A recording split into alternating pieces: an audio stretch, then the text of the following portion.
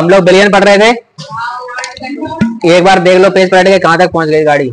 लिखो अगला प्रश्न, लिखो राउल्ट के नियम की सहायता से विलेय का अणुभार ज्ञात करने के लिए सूत्र की स्थापना कीजिए। तो देखो राउल्ट के नियम से हम लोग पढ़ चुके थे कि P बराबर होता है P नॉट ए एक्स ए के, ठीक है। और हमने इसका एक व्यंजक निकाला था, व्यंजक में हमने देखा था कि P नॉट ए माइनस P बटे P नॉट ए बराबर आता है एक्स डी के, आता है कि नहीं। तो राउल्ट के नियम से हम या तो ऐसा लिख सकते हैं या ऐसा लिख सकते हैं। तो राउल्ट के नियम से आप ध्यान से देखना, इसमें यहाँ पर एक्स बी क्या है, विलेय के मोल प्रभाज्य, विलेय के मोल प्रभाज्य। बताओ मुस्कान विलेय के मोल प्रभाज्य का सूत्र, मोल प्रभाज्य का सूत्र बताओ। अरे ये एक्स बी क्या रख सकते हैं हम लोग, विलायक कहाँ है, विलेय है, विलेय को बी से दर्शाया था, विलायक को ए से दर्शाया था। तो ज्यादा मात्रा में था उसको हमने किसे दर्शाया था, ए से, जो कम मात्रा में था उसको हमने बी से दर्शाया था। यहाँ पर हम एक्स बी की जगह लिख सकते हैं क्या, विलेय के मोल बटे बिलियन के मोल, मतलब N A plus N B, ठीक है। लेकिन हमको क्या मोल निकालना है, हमें तो अणुभार निकालना है। क्या निकालना है, अच्छा मोल निकालने का सूत्र आपको पता है, द्रव्यमान बटे आणविक द्रव्यमान। तो देखो हम यहाँ पर क्या कर सकते हैं, तो P नॉट ए माइनस P बटे P नॉट ए, यहाँ पर हमने लिख दिया द्रव्यमान बटे आणविक द्रव्यमान। अब देखो ध्यान से, यहाँ पर आप लिखोगे द्रव्यमान बटे आणविक द्रव्यमान, यहाँ पे भी लिखोगे द्रव्यमान बटे आणविक द्रव्यमान, यहाँ पे भी द्रव्यमान बटे। तो जब उसको आप गणितीय रूप से क्वेश्चन सॉल्व करोगे ना, तो उसमें पागल हो जाओगे तुम सॉल्व करते करते, क्योंकि पहले इसका इसमें भाग दो, फिर इसका इसमें भाग दो, इसका भाग दो, फिर जोड़ो, फिर इसका भाग दो, ठीक है। इसलिए यहाँ पर जो एन बी का मान है इसको नगण्य मान लिया जाता है। कितना मान लिया जाए, कोई बिलियन जो है, बिलियन में बताओ विलायक ज्यादा होता है कि विलेय, विलायक बहुत ज्यादा होता है, तो विलेय तो बहुत कम होगा। तो विलेय के मोल होते हैं ना नीचे वाले, इसको हम नगण्य मानते हैं, इसको हटा देंगे तो नीचे बचेगा क्या, केवल एन ए, ठीक है। तो यहाँ पर हम लिखेंगे एन बी बटे एन ए। अब ये बराबर नहीं, लगभग इसके बराबर है कि नहीं है, इतने में ही बस कैलकुलेशन करने में आसानी हो जाती है। तो बताओ अब हम इसके जगह लिख सकते हैं क्या, P नॉट ए माइनस P बटे P नॉट ए बराबर, इसकी जगह हमने लिख दिया डब्ल्यू बी द्रव्यमान बटे आणविक द्रव्यमान, इसकी जगह हमने लिख दिया द्रव्यमान बटे आणविक द्रव्यमान। हमें निकालना क्या था, विलेय का आणविक द्रव्यमान, ठीक है। तो ये सूत्र बन गया, हमने किया कुछ नहीं है एक्स्ट्रा, बस हमने मोल प्रभाज्य का सूत्र लिख दिया और मोलों की संख्या का सूत्र लिख दिया।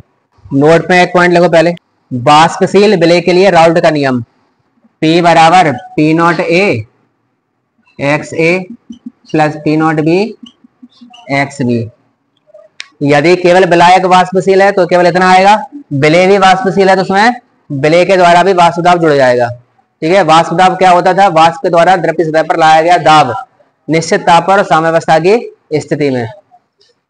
चलो न्यूमेरिकल लिखो, ग्लूकोज के 5% विलयन का वाष्प दाब ज्ञात कीजिए।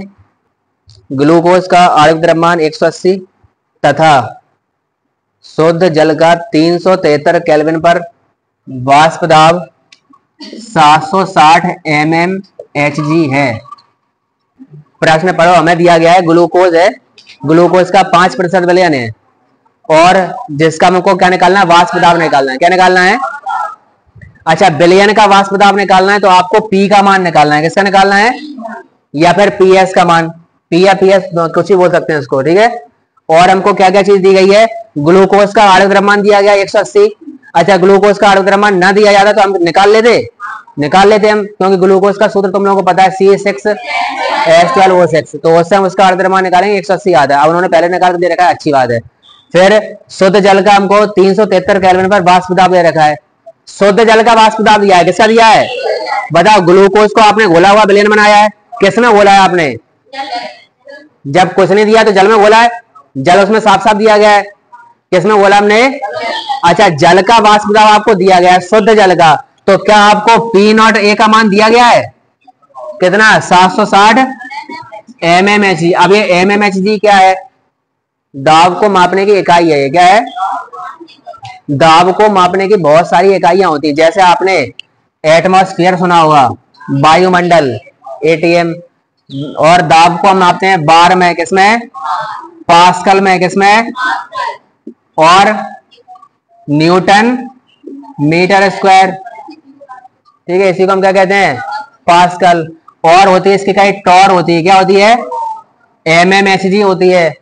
बहुत सारी इकाइयां होती है किसको मापने की? दाब को मापने की। अब इन्होंने दाब किसमें मापा? एमएमएचजी में। एमएमएचजी का मतलब क्या होता है? मरकरी। एचजी का मतलब मरकरी, पारा। पारा आपको पता है कि जो कमरे के तापमान द्रवावस्था में रहता है, ठीक है, थर्मामीटर जो होता है, थर्मामीटर में पारा भरा रहता है। यदि आप पारे के ऊपर दाब लगाओ, क्या लगाओ? अपने आसपास जो वायुमंडल में दाब है उसको हम एक एटीएम कहते हैं, क्या कहते हैं? यदि आप इसके ऊपर दाब लगाओ तो दाब लगाने पर ये पारा ऊपर की तरफ बढ़ेगा, तो कितना एमएम में ऊपर की तरफ गया, ठीक है, तो उसी को हम क्या कहते हैं?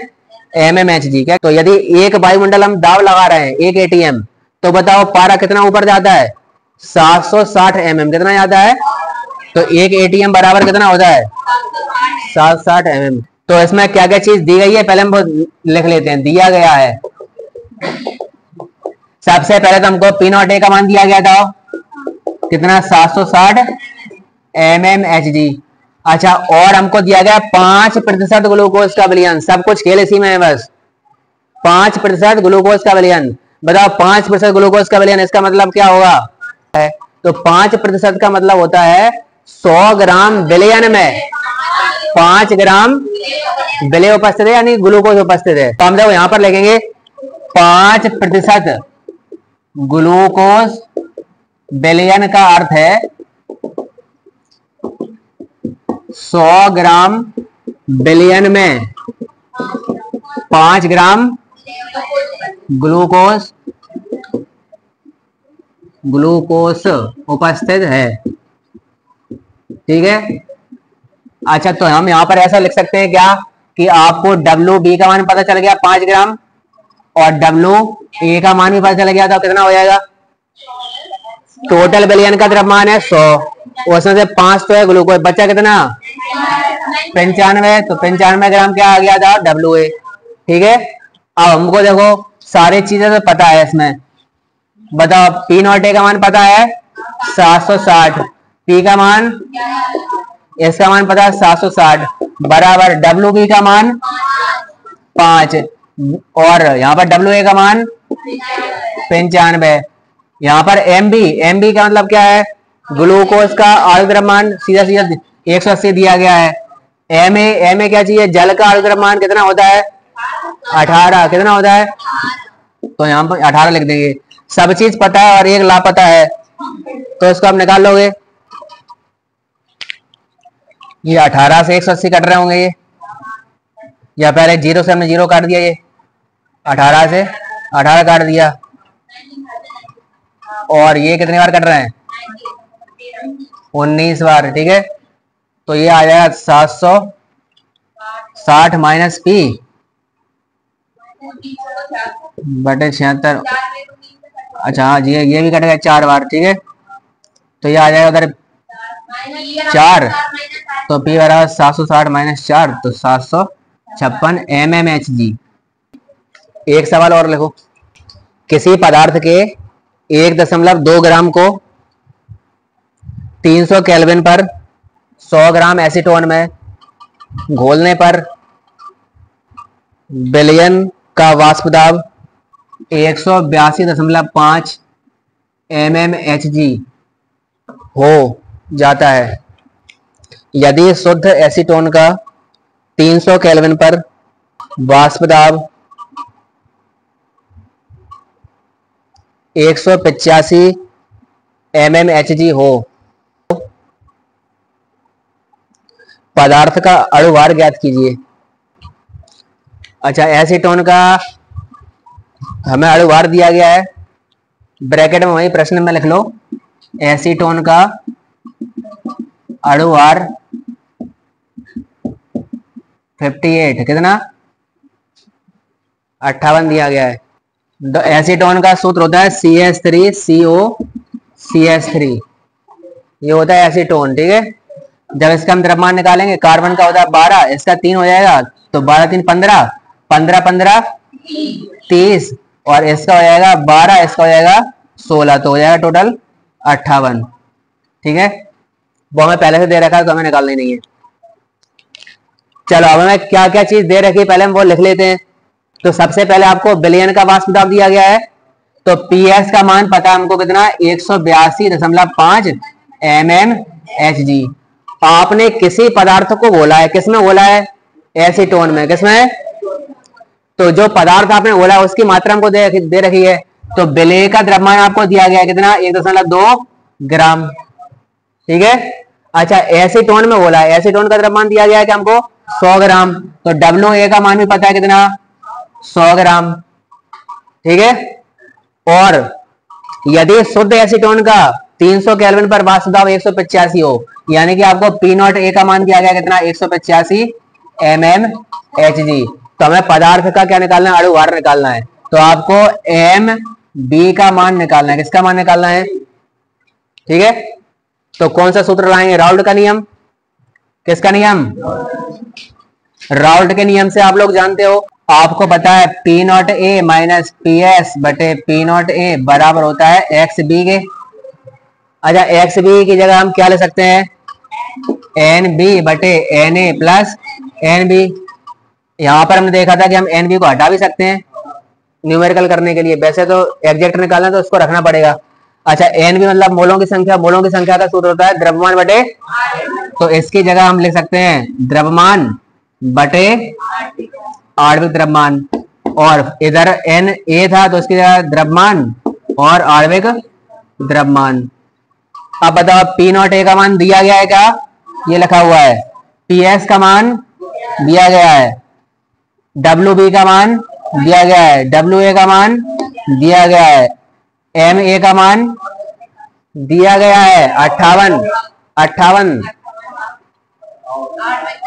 एसीटोन का यहीं पर लिख देते हैं, MA का मान कितना दिया गया, 58। सारे मान पता है, बस एक नहीं पता तुम्हें कौन सा, जिसको बोलते हैं पदार्थ का अणु भार, तो उसका मान निकल जाएगा। बताओ,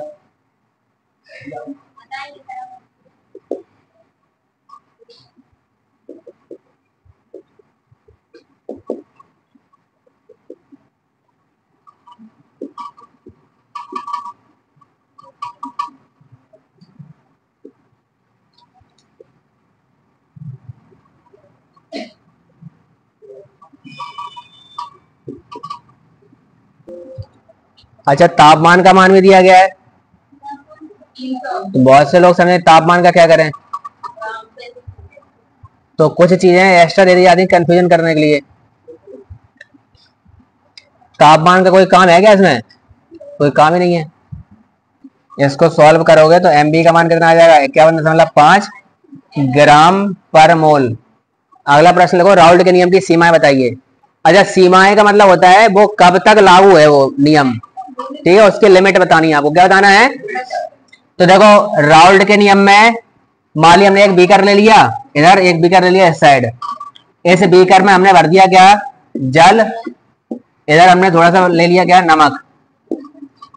क्या ले लिया है, तो राउल्ट ने पहली बात ये बोली कि यदि आप हमारा नियम लगा रहे हो तो बिलियन हमेशा तनु होना चाहिए। कैसा होना चाहिए, ऐसा नहीं कि तुम बहुत ज्यादा सांद्र बिलियन ले लो फिर तुम राउल्ट का नियम लगा रहे हो, तो बिलियन कैसा होना चाहिए, तनु होना चाहिए। यह नियम केवल तनु बिलियनों पर लागू होता है। अब ऐसा नहीं होना चाहिए कि विलायक और विलेय आपस में जैसे आपने तुमने मिलाया उसको तो वो क्रिया कर लें और क्रिया करने के पश्चात तीसरा क्या नया उत्पाद बना दें।